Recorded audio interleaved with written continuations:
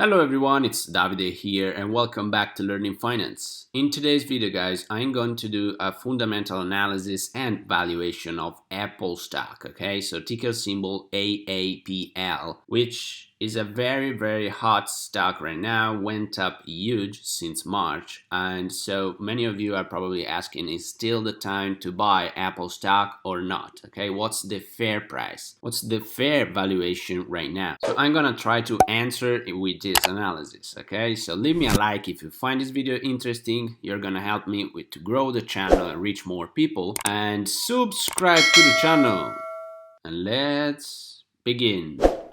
Alright guys, so Apple stock, when we take a look just a little bit at the stock price, this is what it has done. A very huge run since the lows of the 23rd of March, from $212.06 to now is trading around 383.68. So this is around a 80% return. So is the stock overvalued now? When should you buy it if you want to buy it? Okay, so let's see. Now, to understand the Apple business, the first thing that we have to do is to go to the official page, so investor relations, and download this, okay, the 2019 10K annual report. And when we open it, between a lot of informations that we get this one, the net sales by category, okay? So we have iPhone, Mac, iPad, wearables, home and accessories, and services, okay?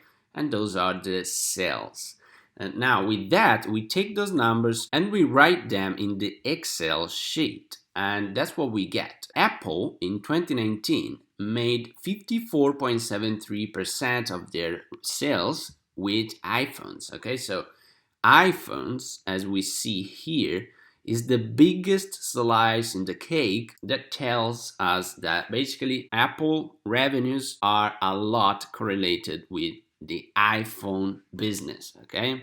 So depending on the volatility of the iPhone business, the revenues of Apple will be different, okay? If one year iPhones are going very well, Apple sales and revenues are gonna skyrocket. And if a product doesn't go as expected, the revenues can be hit. And we see that from here actually. Here we were in 2015 and the 6S came out, okay? It was a great year for iPhones. And then 2 years later, they were down to bounce back in 2018. Okay, $164.88 billion in sales, and 2019 has been lower, okay, 142.38 billions. As you can see, this is not a regular trend, okay, a growing trend forever. I mean, the trend has been growing, of course, but it is quite volatile. Those sales also depends on the fact that iPhone owners, they like to keep one for at least a couple of years, okay? It's not that they are changing the phone every single year. I am an iPhone owner myself, and when I buy one, I keep it at least for 3 years, okay? I had the 6S, and now after 3 years, I bought the XS, okay? And now it's already a couple of years that I have it, and I'm not planning to buy the new one in the next years, okay? So we have to also keep in mind this life cycle of a product. Anyway, let's go what we have next. The Mac segment, okay? The Mac segment is around 9.89%, so here we have number 2. When we look at the Mac segment, what we can understand is that except from 2016 has been, let's say, quite consistent, okay? So around 25.5 billion dollars in sales of Mac. So overall, we can say that is a quite mature segment, and that is positive for the business, okay, to have a category which is consistent. After that, we have iPod category, okay, around 8.18%. Now, when we go to check the iPod category, we have that from 2015 has been decreasing, okay, and now in 2019 has bounced back a little bit. Anyway, iPad overall, it looks like people don't like them as they used. Okay, why? Well, there are many reasons behind it. Anyway, I remember back in the past, the size of iPhones was smaller, so probably it was making sense to buy an iPad. Okay, but because of the screen and stuff like that. Okay, perfect. Now they started to make iPhones bigger. Okay, the XS is big, and you have the iPhone XS Max if you want. And on the other side, you have MacBooks, okay, which are always more lighter, so you can bring them everywhere. So it makes sense actually, because if you are building bigger phones, you have also MacBooks. iPad are losing probably a little bit of sense to exist. Okay, anyway, this is why sales went down in my opinion. So anyway, let's see, but this is the only category that has been decreasing for Apple. So just to keep that in mind, we have to see how they will go 2020 and 2021. And here we have the two very growing businesses. Okay, so wearables, 9.41%, which is number 4, the yellow one here. And wearables has done very, very great during the last 5 years. Okay, in 2015, $10.06 billion in sales. This is almost a 2.5x in 2019, okay, with around $24.48 billion in sales. So with the success of AirPods and Apple Watch, it's very, very great for the business, okay? Look at this constant growth here. It's very positive. And another important category is the services, okay, 17.79%. And this category as well has been growing consistently over the past 5 years, okay, from $19.9 billion to $46.29 billion in 2019.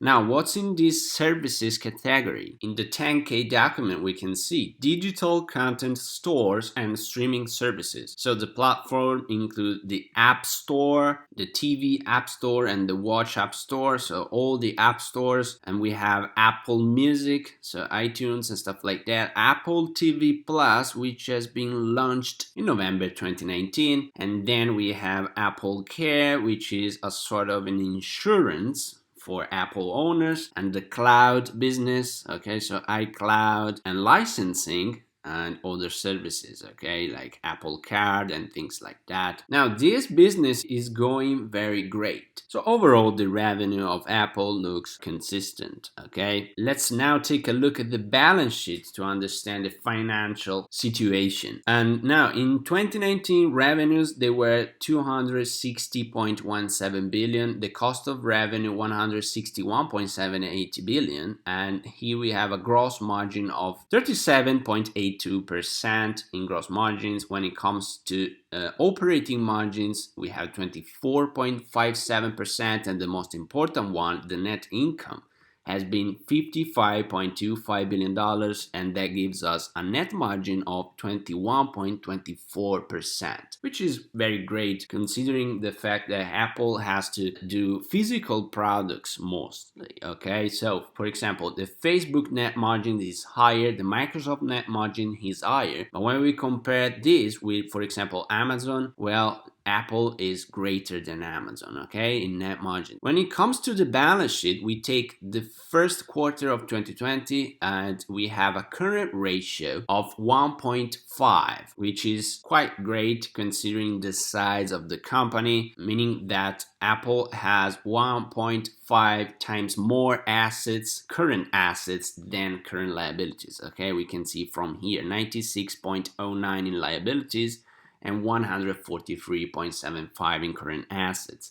When it comes to total assets and total liabilities, we have a ratio of 1.32, while debt to equity ratios, we have the total debt to equity ratios, which is 139.63%, and when we deduct the cash and cash equivalents, we have a net debt to equity ratio of 88.41%, okay? So, well, we have to keep in mind that Apple is using some debt, I'm not meaning that it's gonna go bankrupt, okay? I don't think that Apple is going anywhere. It's here to remain. Anyway, just keep in mind that, for example, Facebook and Google are very, very lower, okay? Below 10% here. The market cap right now is 1 trillion.6. The book to value is 21.2, okay? So it's a growth company. When we look at revenues and earnings overall, so with all the categories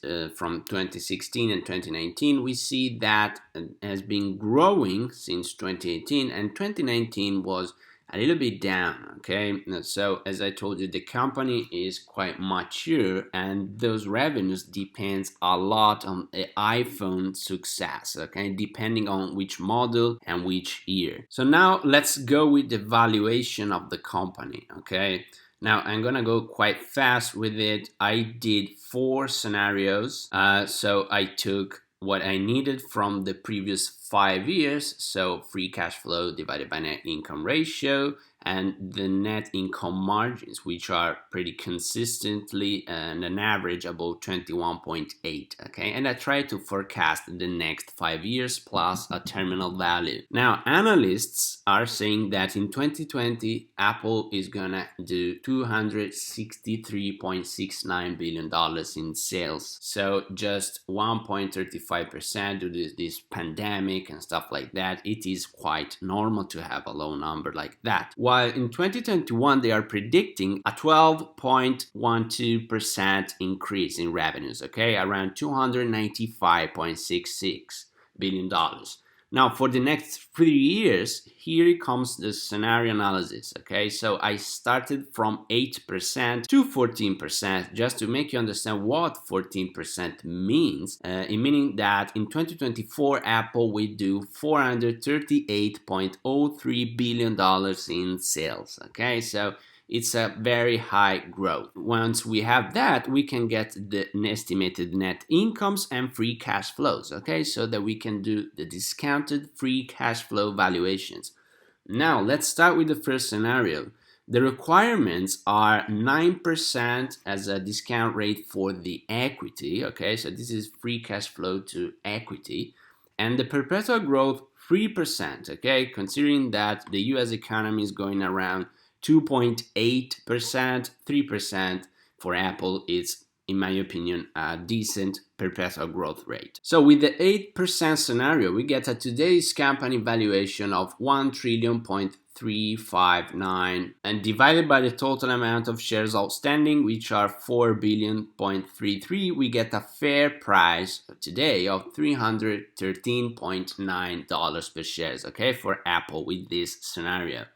When it comes to the 10% growth scenario, we have a today's company valuation of 1 trillion.4, and divided by the total amount of shares outstanding, we get a fair price of $329.22 per share, okay? Now, this is the analysts' scenario. They are predicting an average of a 12% growth in the next 5 years, okay? And that gives us, the requirements are of course the same. Today's company valuation of 1 trillion.5, almost 1.49, and a fair price of $345 per share, okay? So this one is with the analysts scenario. And let's see if things are going even better than expected. So 14% scenario, same requirements. We have that the today's company valuation for Apple is 1.565 trillion. Divided by the total amount of shares outstanding, we get a fair price of $361.51 per share, okay? So we take an average of those prices and we get that the average fair price for Apple is $337.43 per share. That one is the fair price with the discounted free cash flow valuation. Now, considering that right now the stock is trading at around 387.6, well, it looks like that the stock is a little bit overvalued. The PE ratio is 30.14, which is probably one of the highest that has ever been on Apple stock. Now, the company is, of course, a very great company, needless to say. And those kind of companies, they are usually trading at a premium. We know that. We have seen how the Nasdaq environment has been on fire over the last months. So this is quite normal to have a stock like Apple trading above its fair price. Now, if you want to jump in now, well, personally, I would wait for a pullback, okay? But this is just my opinion. I like to invest with fundamental analysis and because of these kind of valuations. Long term, of course, the stock will continue to grow during the next 5 to 10 years. It's just a terms of getting the right price, okay? In my opinion, I would prefer to wait for a little bit of pullback to there. So I hope you find this video interesting, guys, and leave me a comment below. Tell me if you own Apple or you're planning to buy some, and leave me a like for the video, so you're gonna help me to grow the channel, and subscribe to the channel. As always, have a wonderful day.